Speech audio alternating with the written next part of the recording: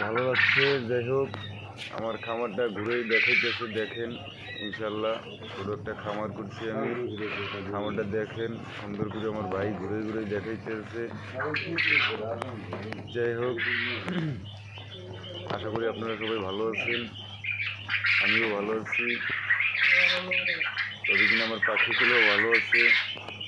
দোয়া করবেন আমার জন্যে, যেন আমি ভালো থাকি, আমার পাখিগুলোও ভালো থাকে।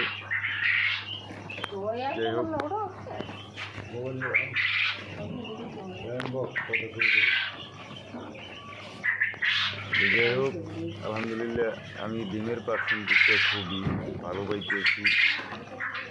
তাই আল্লাহর লাখ লাখ শুক্রিয়া। আমি কিন্তু কথা বলতে চাই, যাক রোজা আজকে 15টা হয়ে গেল, আলহামদুলিল্লাহ শুক্রিয়া।